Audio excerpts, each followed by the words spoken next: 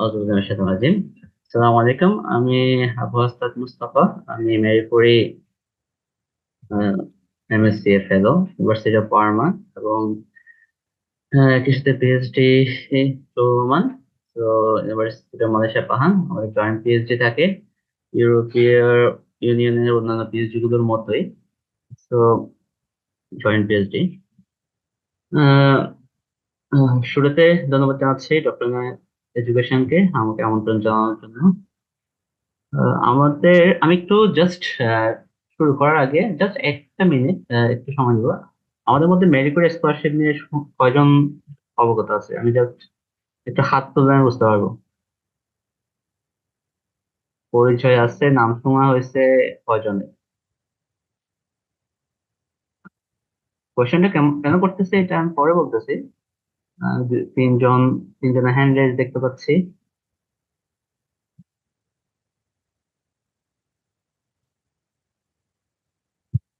আচ্ছা, আমি আহ, তিনজন তিনজন ভাইয়ের হ্যান্ড রেজ দেখতে পাচ্ছি। যাই হোক, ওকে। তাহলে আমি একটা জিনিস যেটা বলার জন্য বলতেছি সেটা হচ্ছে আমাদের মধ্যে খুবই কম পরিমাণ ভাইয়েরা আছেন যারা হচ্ছে বাংলাদেশি, ওভারঅল বাংলাদেশিদের মধ্যে যারা মানে এই স্কলারশিপ, মেরি কুরি স্কলারশিপ সম্পর্কে অত বেশি অবগত না। But it's one of the most prestigious scholarship in the world. So কেন বলতেছি মোস্ট প্রেস্টিজিয়াস, সেটা আমি জাস্ট আমার স্লাইডে এটা আমি ব্যাখ্যা করবো এখন। সরি, হরাইজন ইউরোপীয় ইউনিয়নের ফ্ল্যাগশিপ প্রোগ্রাম রিসার্চ এক্সেলেন্স নিয়ে কাজ করে। তো রিসার্চ এক্সেলেন্স এর ওদের তিনটা পিলার রয়েছে। ফার্স্ট পিলার্সে ওরা বলতে ওদের যেটা ওর ফার্স্ট পিলারে তিনটা ইউরোপিয়ান রিসার্চ কাউন্সিল যারা হচ্ছে ইউরোপের সব ধরনের রিসার্চ কে কোঅর্ডিনেট করে। আর সেকেন্ড যেটা হচ্ছে মেরি কুরি অ্যাকশন, যেটা আমাদের ফেমাস সায়েন্টিস্ট, দুইবার নোবেল লরিয়েট মেরি কুরি নামে করা হয়েছে। সো এটা এবং এই ফান্ডিং বাজেটটা আমি যদি জাস্ট একটু দেখা যাচ্ছে, এটা হচ্ছে 90, around 95 billion euro. So it's not million, it's billion. So huge একটা ফান্ডিং, হিউজ ফান্ডিং। বাট এটা আমাদের ম্যাক্সিমাম বাইরাই এটা সম্পর্কে অবগত না আর কি, আনফরচুনেটলি। এখন মেরি কুরিতে যেটা ওভারঅল ইউরোপিয়ান ইউনিয়নের যে ফার্স্ট পিলারটা এক্সেলেন্ট ইন রিসার্চ, তো ওরা চাচ্ছে রিসার্চ এক্সেলেন্সি অর্জন করবে। তো তার জন্য তারা হচ্ছে তিনটা ফার্স্ট পিলার প্রো করছে, এবং এটা হচ্ছে তিনটা অ্যাকশন আছে। একটা হচ্ছে মেরিট করে অ্যাকশন, একটা হচ্ছে রিসার্চ কাউন্সিল, আর একটা হচ্ছে ইনফ্রাস্ট্রাকচার যেটা ডেভেলপ করার জন্য রিসার্চ ল্যাব ফেসিলিটিস থেকে শুরু করে ইন্ডাস্ট্রিজ বিল্ড আপের জন্য যেটা ওরা ব্যয় করে। তো এখানে দেখা যাচ্ছে 6.6 বিলিয়ন হচ্ছে তারা এই এমএসসি, আমি সংক্ষেপে এমএসসি মেরি করি অ্যাকশনকে এমএসসি বলা হয়। তো 6.6 বিলিয়ন তারা ইচ ইয়ার প্রয়োগ করতেছে এমএসসি এর জন্য। তো এবং আহ, এটা একটা ইন্টারেস্টিং ফ্যাক্ট এখানে অনেকে জানায় রাখি যে 2012 থেকে 2020 পর্যন্ত 12 জন নোবেল লরিয়েটস যারা হচ্ছে মেরি কুরির সাথে ইনভলভ ছিল, যারা এমএসসি এর ফেলো ছিল আইদার অর এমএসসি অ্যাকশন থেকে তারা ফান্ডেড হয়েছে। তো আসলে নোবেল লরিয়েটস দের একটা ভলিউম দেখে বোঝা যায় যে এটা হচ্ছে এখন কতটা ইম্পর্টেন্ট আর কি, গ্লোবালি এটা কতটা রিসার্চ এক্সেলেন্স কতটা আফোর্ড করে আর কি। সো নেক্সট স্লাইডে যাই। তাহলে এমএসসি তে আমাদের কয়েকটা বিষয় আছে এমএসসি এর মধ্যে। প্রথমত ওবিয়াসলি ইউরোপিয়ান কমিশন যেটা আমাদের স্কলারশিপ ফান্ডিংটা দিচ্ছে। দ্বিতীয়ত হচ্ছে এটা হচ্ছে ট্রেনিং এন্ড মোবিলিটির জন্য ফান্ডিংটা রিসেট করে, এটা ফুললি ট্রেনিং এর জন্য। ট্রেনিং বলতে পিএইচডি, এটা পিএইচডি একটা ট্রেনিং। তো রিসার্চাররা পিএইচডির জন্য ট্রেনিং পায়। নট অনলি দ্যাট, প্রফেসররা মোবিলিটির জন্য পায়। কিছু কিছু অ্যাকশন আছে। তো এখন বেশ কয়েকটা অ্যাকশন আছে যেগুলোর মধ্যে আছে প্রফেসর থেকে শুরু করে স্টাফ থেকে শুরু করে পিএইচডি সবাই হচ্ছে তার পার্টিসিপেট করতে পারে। তো এটা মোর অর লাইক যে এটা হচ্ছে রিসার্চারদের কেরিয়ার ডেভেলপ করার জন্য অ্যাডভান্স ক্যারিয়ার অ্যাডভান্সমেন্টের জন্য কাজ করে থাকে, আর হচ্ছে ইনস্টিটিউশন গুলোর হচ্ছে ওয়ার্ক লিড করার জন্য এটা হচ্ছে রিসার্চারদের কাজে লাগে আর কি। তো ইউরোপিয়ান ইউনিয়ন ওরা কি ফিচার যেগুলো বলতেছে যে রিসার্চারদের ট্রেনিং স্কিল অ্যান্ড, এটা আমি পুরোটাই এই স্লাইডটা নিয়েছি ইউরোপিয়ান কমিশনের সাইড থেকে। তো ওরা যেটা বলতেছে যে আমরা চাচ্ছি হচ্ছে training skill and career development করার জন্য রিসার্চ এক্সেলেন্স অর্জন করতে চাই আমরা। ওরা ইউরোপিয়ান ইউনিয়ন। তারপর ইন্টারডিসিপ্লিনারি ট্রান্সডিসিপ্লিনারি যেটা মোবিলিটি থাকে, তো ওরা ইন্টারন্যাশনাল মোবিলিটির দিকে প্রায়োরিটি দিচ্ছে। আর হচ্ছে এটা অবভিয়াসলি তারা চাচ্ছে হচ্ছে অ্যাট্রাকটিভ একটা ওয়ার্কিং অ্যান্ড এমপ্লয়মেন্ট কন্ডিশনস তারা প্রোভাইড করতে। কেন attractive working and environment conditions বলতেছি আমি পরের স্লাইডে বলবো। আর যেটা বিষয় সেটা হচ্ছে এটা হচ্ছে ইমপ্রুভমেন্ট করতে হচ্ছে তাদের ইউরোপের যে অর্গানাইজেশন গুলো আছে এক্সেলেন্স প্রোগ্রামের থ্রুতে, তারা ওভারঅল ইনফ্রাস্ট্রাকচার গুলো থেকে ইম্প্যাক্ট করতে যাচ্ছে। আর একাডেমিয়ার পাশাপাশি তারা হচ্ছে বিয়ন্ড একাডেমিয়া, তারা কমিউনিটি এবং ইন্ডাস্ট্রিতেও এটার একটা স্ট্রং ইফেক্ট পড়ুক আর কি। তো আমি সায়েন্স অ্যান্ড টেকনোলজি সোসাইটি এই স্লাইডটা আমি একটু পোস্ট করতেছি। এখন অ্যাকশনস বলতে কি বোঝাচ্ছে? অ্যাকশনস আমরা বলতেছি যে স্কলারশিপ যেটা সেটা ইউরোপিয়ান ইউনিয়নের ভাষায় ওরা বলতেছে অ্যাকশনস। তো কয়েকটা ধরনের স্কলারশিপ তারা প্রোভাইড করে থাকে। ডক্টরাল নেটওয়ার্কস, ডিএন যেটা সংক্ষেপে, এটা হচ্ছে ডক্টরাল পিএইচডির জন্য obviously in and outside academia. So একাডেমিয়াতে হতে পারে, এটা আবার ইন্ডাস্ট্রিয়াল পিএইচডিও আছে, জয়েন্ট পিএইচডিও আছে। তো ডক্টরাল নেটওয়ার্ক বোথ জয়েন্ট পিএইচডির ক্ষেত্রে একটু সময় বেশি লাগে, ইউজুয়ালি 3 থেকে 4 বছর। আমি যদি কোনো ইউনিভার্সিটিতে করি কিন্তু আমি যদি ইন্ডাস্ট্রির সাথে ইনভলভ থাকি দেখা যাচ্ছে 5 বছরও লেগে যায় অনেক সময়, এবং তারা ফান্ডিংটা প্রোভাইড করে ওই হিসাবে। আর পাশাপাশি পোস্ট ডক্টরাল ফেলোশিপও থাকে, ওদের ইন্ডিভিজুয়াল ফেলোশিপ যেটা। এখানে একটা ইন্টারেস্টিং বিষয় যেটা সেটা হচ্ছে ডক্টরাল নেটওয়ার্ক, স্টাফ এক্সচেঞ্জ আর কোফান্ড, এই তিনটা অ্যাকশনস ইন্ডিভিজুয়াল না। এটা হচ্ছে ইউনিভার্সিটিকে প্রোভাইড করবে অথবা একটা কনসোর্টিয়াম। কনসোর্টিয়ামের বিষয়টা কি? কনসোর্টিয়াম হচ্ছে অনেকগুলো ইউনিভার্সিটি মিলে, 7-8টা ইউনিভার্সিটি মিলে একটা কনসোর্টিয়াম গঠন করে তারা চাচ্ছে হচ্ছে একটা, সাপোজ ওরা হচ্ছে নতুন ধরনের, আমার যে প্রজেক্টটা সেটা হচ্ছে নতুন ধরনের একটা প্লাস্টিক ইনোভেশন করবে। এটার নাম হচ্ছে বিট ফিমার। সো বিট ফর ইউরোপ আমি যেটা কনসোর্টিয়ামে কাজ করি। তো এখানে হচ্ছে এমআইটি থেকে শুরু করে 9টা ইউনিভার্সিটি, 7টা ইউনিভার্সিটি, 2টা ইন্ডাস্ট্রি আছে। তো 9টা জয়েন্টলি একটা কনসোর্টিয়াম গঠন করছে। তো দেখা যাচ্ছে যে প্রতিটা নেটওয়ার্কে হিউজ একটা কোলাবোরেশনের অপরচুনিটি থাকে আর কি সবার জন্য। পাশাপাশি স্টাফ এক্সচেঞ্জ হয়, রাইস প্রজেক্ট থাকে বিভিন্ন, তারপর প্রোফান্ড প্রজেক্ট থাকে আর কি, যে doctoral partial funding, PhD post doc দুইটাই। তো আমি একটু পরে বলবো এগুলো আসলে কোথায় পাওয়া যাবে, কিভাবে পাওয়া যাবে। আর একটু প্রোস এন্ড কনস এর দিকে যদি বলি, এটা হচ্ছে অবভিয়াসলি প্রেস্টিজিয়াস। মুর্শেদ আপনি unmute. Okay. So prestigious obviously এটা medical fellowship scholarship globally recognised, এবং এটা অলমোস্ট অল ক্যাটাগরিতে টপ 10 সবসময় সিলেক্ট, যে কোনো স্কলারশিপের ক্ষেত্রে টপ 10-এ আপনি পাবেন।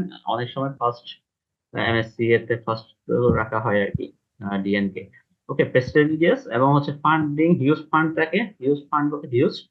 আর হিউজ, কতটা হিউজ সেটা হচ্ছে আপনার one of the best funding opportunity for PhD. International collaboration থাকে অনেকগুলো নেটওয়ার্কে, যেহেতু আপনি কনসোর্টিয়ামে কাজ করবেন অনেকগুলো ইউনিভার্সিটির সাথে, আপনার প্রতিনিয়ত প্রতিদিন না হলে প্রতি সপ্তাহ, প্রতি মাসে আপনার মিটিং হবে এবং তাদের সাথে ক্লোজ কোলাবোরেশনে কাজ করবে। দেখা যাচ্ছে আপনার ল্যাবের মধ্যে অনেক দেশের, যেহেতু একটা কনসোর্টিয়াম আকারে ল্যাবগুলো পরিচালিত হয়, তো দেখা যাবে হচ্ছে অনেক দেশের স্কলাররা আপনার সাথে কাজ করবে আর কি। তো কনস যেটা সেটা হচ্ছে হাইলি কম্পিটিটিভ, অবভিয়াসলি লো অ্যাকসেপ্টেন্স রেট থাকে আহ, অনেক বেশি কম্পিটিশনের জন্য। দেখা যাচ্ছে ইউরোপের যারা আছে তারা, ওখানে যারা ইউনিভার্সিটিতে রয়েছে তারাও স্কলারশিপের জন্য কম্পিটিশনে থাকে অনেক বেশি। তো দেখা যাচ্ছে এটা খুবই এলিজিবিলিটি স্ট্রিক্ট থাকে, আর হচ্ছে আপনার ফিক্সড ডেডলাইনও এগুলো মেনটেন করতে হয় আর কি। সো এগুলো হচ্ছে কিছুটা cons। এখন একটি ইন্টারেস্টিং বিষয় আমি একটু শেয়ার করতে চাই। কিছু বিষয় বললাম, আমি জাস্ট এই ইনফরমেশনটা সবার কাজে লাগবে এই হিসেবে শেয়ার করতেছি, যে আসলে আমরা যে বললাম doctoral network, staff exchange, post doctoral fellowship এবং কো-ফান্ড। তো ইন্টারেস্টিং একটা বিষয় হচ্ছে ইউরোপীয় ইউনিয়নের যে ওদের কিছু হোস্ট নেশন আছে, যারা হচ্ছে ইউরোপীয় ইউনিয়নের ভিতরে, সুইজারল্যান্ড ছাড়া, এবং তাদের কিছু সেকেন্ড নেশন আছে এবং কিছু হচ্ছে থার্ড কান্ট্রি আছে। তো সেকেন্ড নেশন হচ্ছে সুইজারল্যান্ড, টার্কি, আম, এই ধরনের দেশগুলো, আর বেশ কিছু দেশ আছে। তো আহ, এবং হচ্ছে থার্ড কান্ট্রির মধ্যে ইন্টারেস্টিংলি বাংলাদেশ একটা হচ্ছে থার্ড কান্ট্রি আর কি, যারা হচ্ছে নন ডেভেলপিং কান্ট্রি। সো এখানে আমি বাংলাদেশে এখন পর্যন্ত কাউকে পাইনি যারা হচ্ছে এমএসসি অ্যাকশনের সাথে সরাসরি ইনভলভ, কোনো ইউনিভার্সিটি পাই নাই আর কি এখন পর্যন্ত, ফান্ড পাই আর কি। But it's possible actually. Germany কিছু ফান্ডের সাথে কয়েকটা ইউনিভার্সিটি যুক্ত আছে, বাট ইটস পসিবল যে এমএসসি বাংলাদেশের ইউনিভার্সিটি গুলো সরাসরি ডক্টরাল নেটওয়ার্ক, স্টাফ এক্সচেঞ্জ, যে পোস্ট ডক্টরাল ফেলোশিপ, কোফান্ড সবগুলোর জন্য এলিজিবল। তো এখানে যেটা ট্রিক সেটা হচ্ছে কারো যদি সুপারভাইজার থাকে, কারো যদি প্রফেসর থাকে, তাদের সাথে যোগাযোগ করতে পারে। এখানে যেটা ট্রিক সেটা হচ্ছে যেহেতু থার্ড কান্ট্রি, সেহেতু বাংলাদেশ ইউনিভার্সিটি গুলো সরাসরি আসলে অ্যাপ্লাই করতে পারবে না ফান্ডের জন্য। তো তারা কি করতে পারবে, তারা হচ্ছে অন্য একটা হোস্ট নেশনের সাথে যুক্ত হয়ে as a third country, individual third country হিসেবে তারা ফান্ড গুলো পেতে পারে। এবং ফান্ড গুলো তো হিউজ ফান্ড হয়, মিলিয়ন্স এর গড়ে ফান্ড থাকবে। তো আমি এনকারেজ করবো ইউনিভার্সিটি গুলোকে, যারা এখানে অনেক ইউনিভার্সিটির বাইরে আছেন, তো সম্ভব হলে প্রফেসরদের মাধ্যমে, নেটওয়ার্ক যাদের হচ্ছে ইউরোপে পিএইচডি এক্সপোজার আছে, তাদের মাধ্যমে যে আসলে এই ইনফরমেশন গুলো রিচ করা। সো এখন ভ্যাকেন্সি, ডক্টরাল নেটওয়ার্কের ভ্যাকেন্সি কোথায় খুঁজতে হবে? সবগুলো ভ্যাকেন্সি মোটামুটি একটা কমন প্ল্যাটফর্ম, সেটা হচ্ছে ইউরোএক্সেস। ইউরোএক্সেস এটা হচ্ছে একদম কমন প্ল্যাটফর্ম সব মারি করে ফেলোশিপের জন্য। এখন আমি সবাইকে আজকে পরে একটু রিকোয়েস্ট করব যে আসলে এই প্ল্যাটফর্মটা, এখানে অনেকগুলো ফেলোশিপ থাকে, অনেকগুলো স্কলারশিপ থাকে, এই এই ইউএক্সএস এই সাইটটা এক্সপোজ করার জন্য আর কি, সবাই ঘুরে দেখার জন্য। এখন এমএসসি নেটওয়ার্কের কিরকম থাকে, আসলে বাজেট কিরকম থাকে, আর ডক্টরাল নেটওয়ার্ক, স্পেশালি ডক্টরাল নেটওয়ার্কে প্রতি পার্সন অ্যারাউন্ড এখন হচ্ছে 4,000 ইউরো করে পার পার্সন। তো 4,000 ইউরো আপনারা হিসেব করে নেন, এখন 135 টাকা করে কত লাখ টাকা পড়ে। তো এখন 5.5-6 লাখ টাকার যেটা বাজেট থাকবে, কিন্তু এটা পুরোটা আসলে থাকে না, কিছুটা হচ্ছে অ্যারাউন্ড 25%, 20 to 25% কান্ট্রি বেজে ডিফারেন্ট হয়। এটা যেটা হচ্ছে ট্যাক্স কাটা হয়। সো তারপর আপনার অ্যারাউন্ড 3,000, এখন আজকের বাজারে অ্যারাউন্ড 3,000 ইউরোস আপনার পকেট থাকবে পিএইচডির জন্য। তো এটা হিউজ একটা ফান্ড, যে কোনো লুক্রেটিভ ফান্ড, যে কোনো স্কলারশিপের সাথে কম্পিটিটিভ একটা ফান্ড। সো এবং পাশাপাশি হচ্ছে আপনার ডিউরেশনটা হচ্ছে 4 বছরের হয়ে থাকে। আর এটা ইনস্টিটিউশন টু ইনস্টিটিউশন ভ্যারি করে, আবার আপনার নেটওয়ার্কের উপর ভ্যারি করে, আপনি কোন প্রজেক্টে কাজ করতেছেন, কোন কনসোর্টিয়ামে কাজ করতেছেন, সবকিছু আসলে ভ্যারি করে আর কি। তো আপনার মিনিমাম 2টা ইনস্টিটিউশনের সাথে ইনভলভ থাকতে হয়, আপনি তিনটাও হতে পারে সেটা, আহ, আর মিনিমাম একটার সাথে অবশ্যই থাকতে হবে। আর আপনার দেখা যাচ্ছে ফেলোশিপের এটা হচ্ছে 3 মাসও পাইতে পারে, আবার 36 মাসও পাইতে পারে, যে এমন না যে আসলে কেউ ইউনিভার্সিটিতে এটা অ্যাপ্লাই করলো সে সব সব ফান্ড গুলো আসলে 36 মাস থেকে শুরু করে মানে 4 বছর পুরোটাই কভার করবে, যে তা না, এটা আসলে ভ্যারি করবে আর কি। সো আপনি 3 মাসও পেতে পারেন, আপনি 1 বছরও পেতে পারেন, আপনি পুরা 36 মাসও পেতে পারেন আর কি, মিনিমাম 3 মাস পাবে আর কি। সো স্টেপস গুলো কি কি আপনার, সো এটা কোথায় পাবেন, এই কতদিনের এই প্রজেক্টটা কতদিনের, সেটা হচ্ছে আপনি ইউএক্সএস ওরা যখন ওখানে সার্কুলার দিবে, তো ওটা ওরা মেনশন করে দিবে আর কি। তো এখন প্রশ্ন আসতে পারে যে বাকি সময়টা কি ধরনের ফান্ড থাকবে। বাকি সময়টা আমার যে ল্যাবে ইনভলভ থাকে ওখানে ফান্ড আসলে ল্যাবের মধ্যেই থেকে যায়। আর ডিএন নেটওয়ার্কে মোস্ট 36 মাসে কভার করে, আর 36 মাসের মধ্যে ইউনিভার্সিটিতে আপনি চাইলে পিএইচডি কমপ্লিট করতে পারবেন।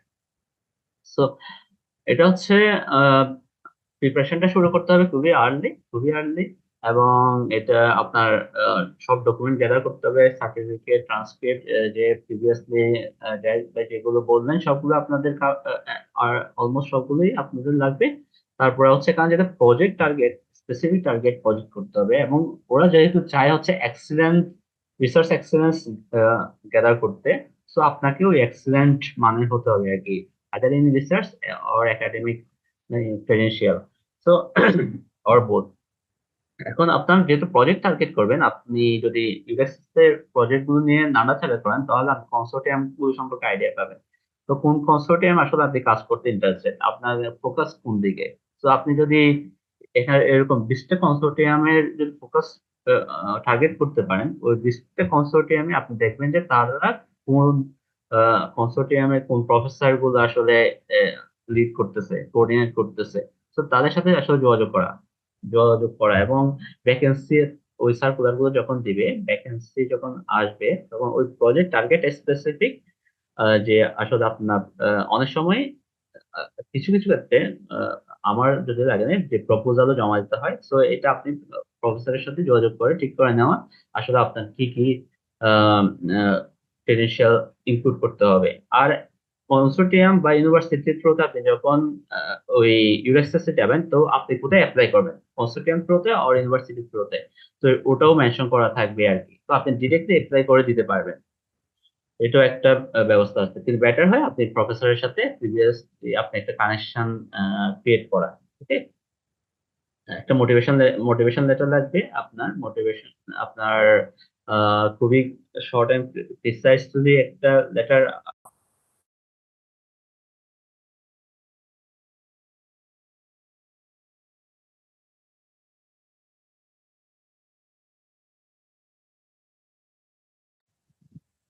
শুনতে পাচ্ছি না।